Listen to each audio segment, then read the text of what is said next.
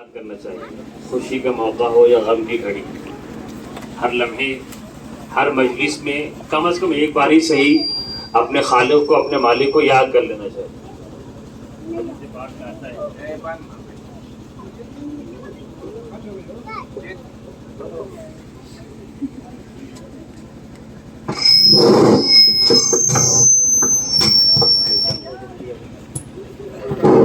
حدیث پاک میں آتا ہے کہ جس محفل میں، جس مجلس میں انسان اللہ کو یاد نہ کیا ہو، ایک بار بھی اللہ کا نام نہیں آیا، حضور پاک صلی اللہ علیہ وسلم پر درود نہیں بھیجا گیا، تو مجلس قیامت کے دن اس کے لیے افسوس، حسرت کا ذریعہ بنے گی۔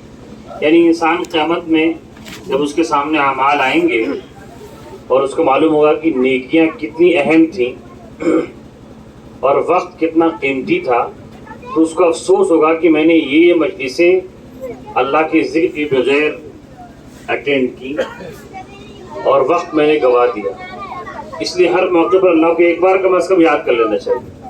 باقی اس امت پہ اتنا فضل ہے اللہ کا کہ تھوڑا کام بھی بہت ہے، تھوڑا عمل بھی بہت ہے، یہ اس امت پر اللہ کا فضل ہے۔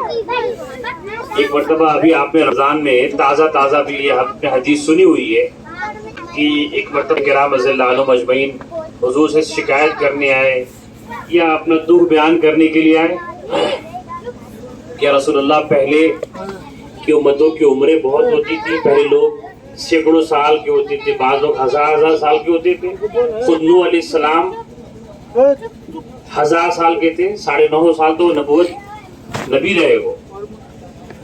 تو جب ان کے پاس اتنی لمبی زندگی تھی تو عبادت بھی ان کو بہت کرنے کا موقع ملا۔ اگر آدھی زندگی بھی 1000 سال والا نماز پڑھا تو 500 سال نماز پڑھا، اور ہمارے پاس تو یہ موقع ہی نہیں۔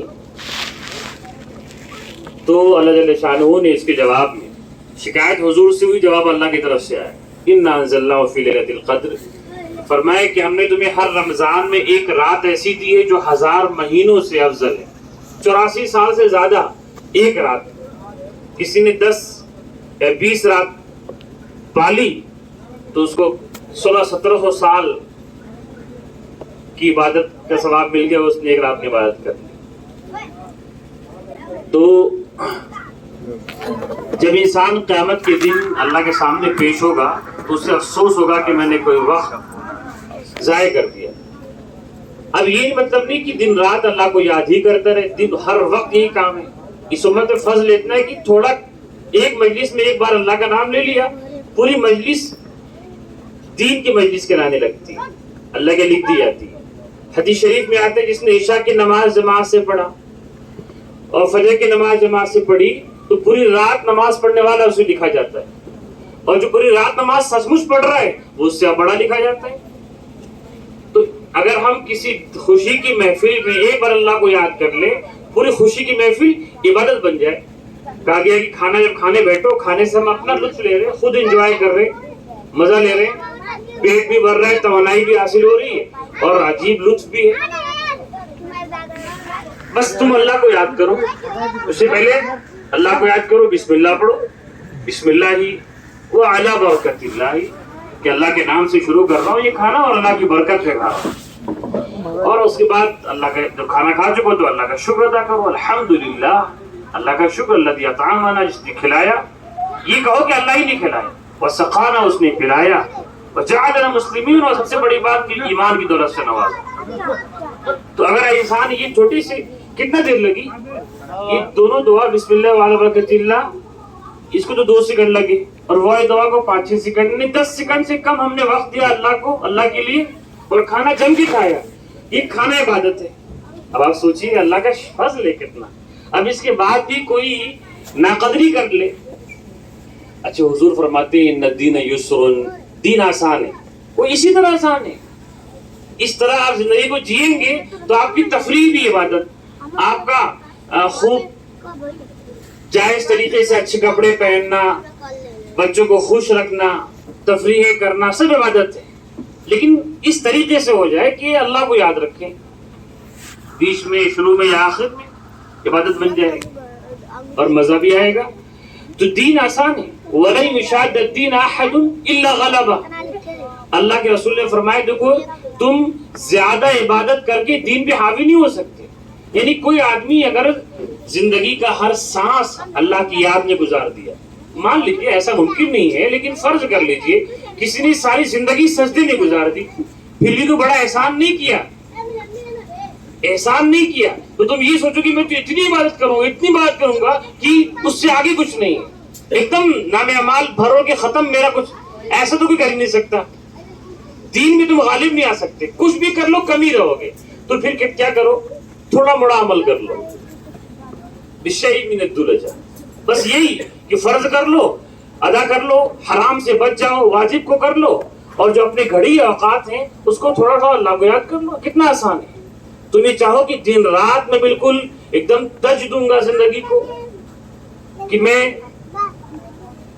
اتنی عبادت کروں گا کہ رات میں سوؤں گا نہیں, اتنے روزے رکھوں گا کہ ایک دن بھی بنا روزے کے نہیں رہوں گا. تو اس سے تم یہ چاہو کہ میں حاوی ہو جاؤں گا دین پر, نہیں, تم نہیں کر سکتے. یہ کر کے بھی تم غالب نہیں آ سکتے. دین پھر بھی تم سے یہ کہے گا کہ تم کم ہو, تم کم ہی رہیں گے ہم کتنا بھی کر لیں. تو پھر اتنا کرو جتنا آسانی سے کر سکو. 4 دن کی چاندنی پھر ادھیری رات والی بات نہیں کہ جوش میں آئے رمضان میں اور راتوں رات عبادت کی اور رمضان گزرا تو تھک گئے, قرآن پڑھ کے تھک گئے اور تراویح پڑھ کے تھک گئے, اب فرض بھی چھوٹ رہے. اتنا کرو کہ سال بھر کر سکو, ہر رمضان میں بڑھا دینا ہے, اتنا کریں کہ سال بھر کر سکے. تو یہ خوشی کا موقع ہے, بھی یہ لمبا بیان میں کروں بھائی دیکھو یہ کھانے پینے کا موقع ہے, اس میں بھی تو مجلس خشک ہو جائے, تو تھوڑا ہی کرنا ہے لیکن اللہ کو یاد بھی کرنا ہے. ایسے غم کی گھڑی آتی ہے, بہت سے لوگ عورتیں ماتم کرتی ہیں. اب موت آئی ہے, وہاں پر سب سے سنگین مرحلہ ہے گھر کا. بہت سے لوگ ہوتے ہیں خوشی میں نہیں آتے لیکن غم کے موقع پر پہنچتے ہیں گھروں میں, ظاہر ہے اچھی بات ہے, زیادہ ضروری ہے غم کے موقع پر پہنچنا اور خوشی کے موقع پر بھی, لیکن غم کے موقع پر لوگ زیادہ پہنچتے ہیں. تو ایسے موقع پر جب زیادہ ضرورت ہے, انسان گھر سے ودا ہو رہا ہے, جا رہا ہے ہمیشہ ہمیش کے لیے اس دنیا فانی سے, اس کی روح تو پرواز کر چکی ہے, زیادہ شریعت کا خیال رکھنا چاہیے. اب وہاں پر لوگ خلاف شریعت چیز انجام دیتے ہیں, سنت کا خیال نہیں رکھا ہے, شریعت کو بھول جاتے ہیں. اب ماتم ہو رہا ہے, پتہ نہیں کیا کیا چیزیں کر رہے ہیں جو قرآن و حدیث میں نہیں. یہ نہیں سوچ رہے کہ اس مرنے والے کے فائدے کی چیز کیا ہے, وہاں بھی اپنے بارے میں سوچ رہے ہیں کہ ایسا کام کرو کہ سماج خوش ہو جائے کہ سچ میں انہوں نے مرنے والے کا خیال کیا. کھانا پکانے میں لگے ہوئے, دیگ چڑھ رہے ہیں, اسی میں وقت جا رہا ہے, اور مرنے والی کی روح یہ چیخ رہی ہے کہ میرے بیٹے نماز پڑھ, اللہ مجھ سے تیرے بارے میں پوچھنے والے ہیں. روح چیخ رہی ہے, جہاں پر بھی روح ہے چیخ رہی ہے کہ میرا قرضہ ادا کر دے, میرا حساب کتاب پھنسا ہوا ہے. اور یہ دکھاوے کے لیے 11ویں منا رہا ہے, 40واں منا رہا ہے, 13ویں منا رہا ہے, لیکن قرضہ نہیں ادا کر رہا ہے. نام نمود کے لیے دعوتیں کر رہا ہے, لیکن باپ کے ذمے پہ جو قرضہ چڑھا ہوا ہے, وہ سانپ بیٹھا ہوا ہے, اسے اڑانے کی کوشش نہیں کر رہا ہے. صحیح کام کرنے کے لیے لاکھوں روپے خرچ کر دیے 40واں منانے میں, اور 50,000 روپے قرضہ جو والد نے دکان سے لی اس کو نہیں ادا کیا. دیکھیں فرض چیز کو اہمیت نہیں دیا اور ایسی چیز کو اہمیت دے دی. تو غم کے موقع پر بھی اللہ کو یاد کر تو ساری زندگی پھر آسان ہے, پھر راحت, پھر مزے. من عمل صالحا من ذکر او انثى وهو فلنحيينه حیاتا طیبہ. ایمان کی حالت میں اللہ نے ایمان دے دیا, اب نیک کام کر لو. اللہ فرماتے ہیں ضرور بھی ضرور ایک بیٹر لائف تمہیں دوں گا, خوشگوار زندگی تمہیں دوں گا. دنیا کی بات کر رہے اللہ تعالیٰ. ایسا ہو نہیں سکتا انسان اللہ کی شریعت پہ چلنے والا ہو اور خوشگوار زندگی نہ ملے. میں یہ نہیں کہہ رہا کہ اس پہ غم نہیں آئیں گے, دنیا میں ہر لقد خلقنا الانسان فی کبد, دنیا میں مشقت لگی ہوئی ہے, لیکن خوشگوار زندگی ضرور ملے گی. دوسروں سے زیادہ انجوائے کرے گا. کبھی کبھی آپ لوگوں سے دیکھتے ہیں, ہر آدمی تجربے کار ہے, زیادہ لوگوں سے واقف ہے. پہلے کے لوگ گاؤں میں اگر پیدا ہو گئے تو 500 600 یا 1000 1200 لوگوں کو دیکھ کر مر جاتے تھے. کتنی بوڑھی عورتیں گاؤں سے باہر نہیں نکلی اور زندگی وہیں پہ ختم ہوگی. میں کو سسرال 2 ہی گاؤں میں. پرانے لوگ اس سے آپ پڑھیں گے سنیں گے آپ جانتے ہی ہوں گے, لیکن اب تو انسان بیٹھا بیٹھا بوڑھے لوگ موبائل سے نہ جانے کیا کیا دیکھ رہے ہیں. لاکھوں لوگوں کو دیکھ لیتے ہیں, ہزاروں لوگوں کے نام ذہن میں یاد رہتے ہیں. تو ایسے لوگ آپ کو ملے ہوں گے, آپ کے علم میں آئے ہوں گے. بظاہر پر پراپرٹی بہت ہے, لوگوں کو دکھانے کے لیے کاروبار بہت لمبا چوڑا ہے. تو لوگ کہتے ہیں بڑا رئیس آدمی ہے, کتنا بڑا اس نے کاروبار پھیلا رکھا ہے. لیکن اندر کی زندگی آپ جب قریب ہوں گے پتہ چلا کہ مقروض ہے صاحب, بڑے قرض میں, کروڑوں آ رہا ہے تو کروڑوں سے زیادہ قرض ہے. جتنے نفع کما رہے اس سے زیادہ تیز بیاج چڑھ رہا ہے لون کا, اور پریشان ہے, سب کچھ بیچنے پر اتار ہوئے. اور وہ پریشانی جب وقت پر بیاج ادا نہیں کر پاتے, لون ادا نہیں کر پاتے, تو پھر وہ غصہ, وہ غم بیوی پہ اتارتے ہیں. پھر بیوی سے رشتے خراب ہوتے ہیں, پھر بار بار طلاق دے کے بیوی کو رکھے رہتے ہیں. پھر بچوں سے رشتے خراب, لیکن باہر آپ کو سوٹ بوٹ میں ملیں گے, اور آپ پھر کہیں گے ماشاءاللہ اللہ نے اس کو کتنا اچھا دیا. یا لیتنی مثل ما اوتی قارون انه لذو حظ عظیم. جب قارون کو لوگ دیکھتے تھے تو کہتے تھے ہے کاش کیا نعمت ملی ہے, بڑا قسمت والا ہے. نہیں, ظاہر کو دیکھ کے فیصلہ نہیں, سکون کو جیتنا حاصل کرنا ہے.